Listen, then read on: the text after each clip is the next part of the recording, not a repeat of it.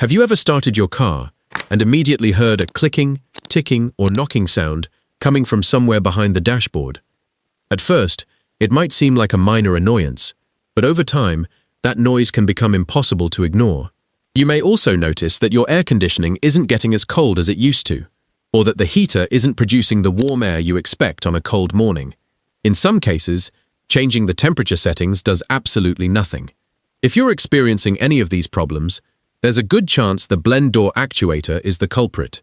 Fortunately, a faulty blend door actuator is often something that can be diagnosed and replaced without taking your vehicle to a repair shop.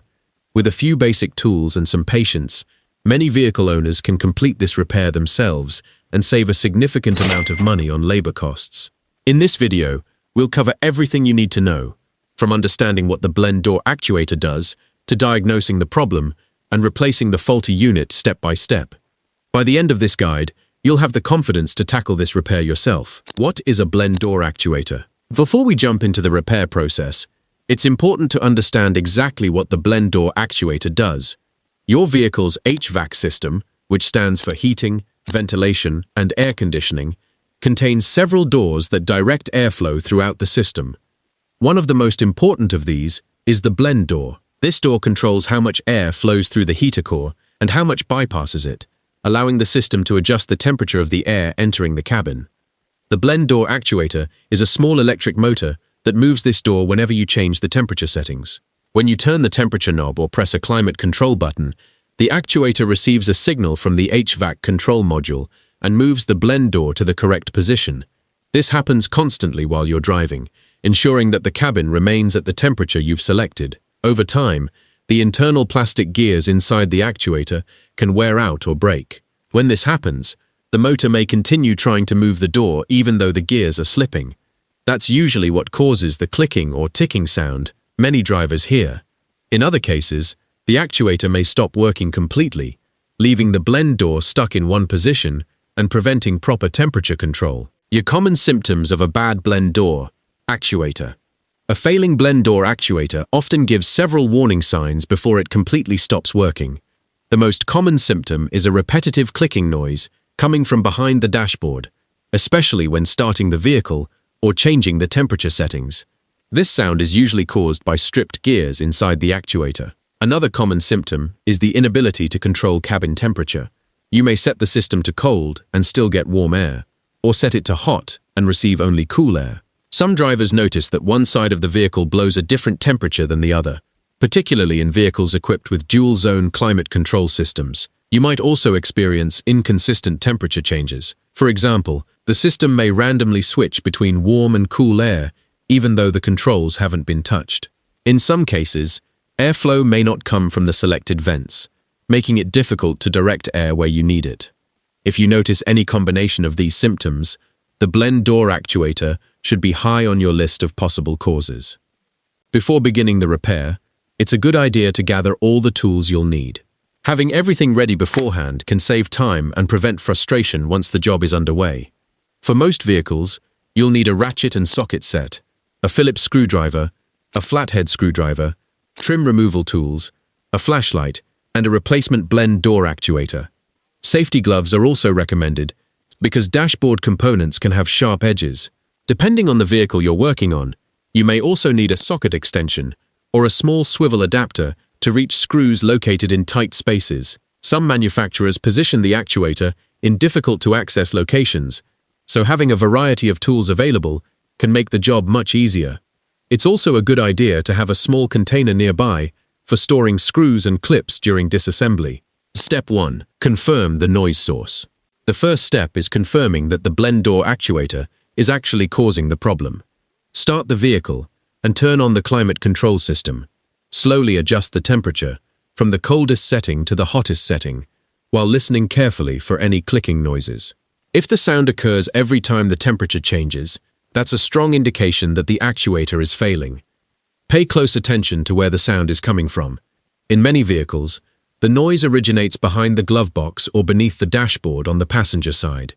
Taking a few minutes to properly diagnose the issue before replacing parts can save both time and money. Step 2. Locate the blend door actuator.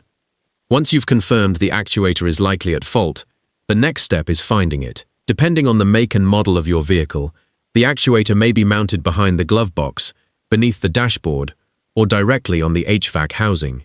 Using a flashlight will make locating it much easier. The actuator is usually a small plastic housing with an electrical connector attached to it. It will typically be secured with 2 or 3 screws.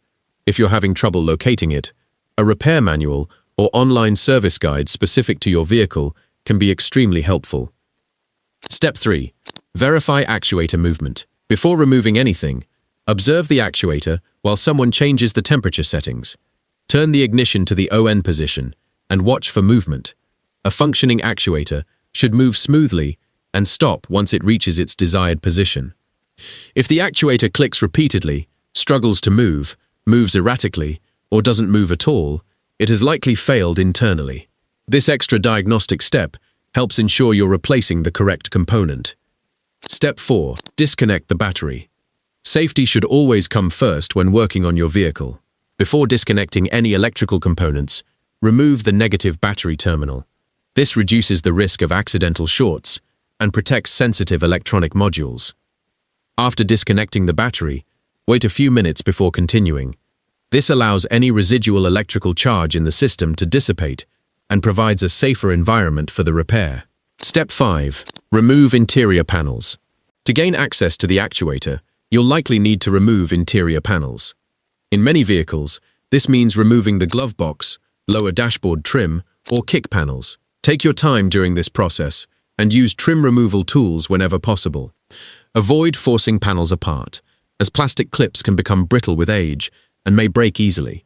Keeping all screws and fasteners organized will make reassembly much easier later. Step 6.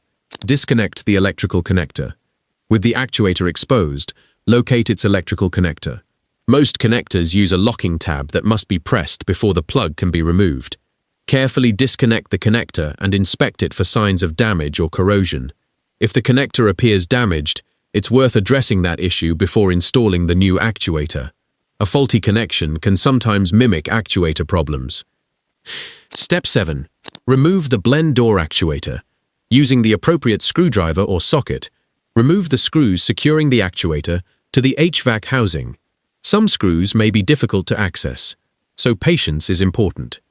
Once the screws have been removed, gently pull the actuator away from the housing. Pay attention to the orientation of the actuator and shaft position, as this information will help during installation. Step 8. Compare the new and old parts. Before installing the replacement actuator, compare it carefully with the old one. Check the connector type, mounting holes, gear shaft design, and overall dimensions. Even slight differences can cause installation problems.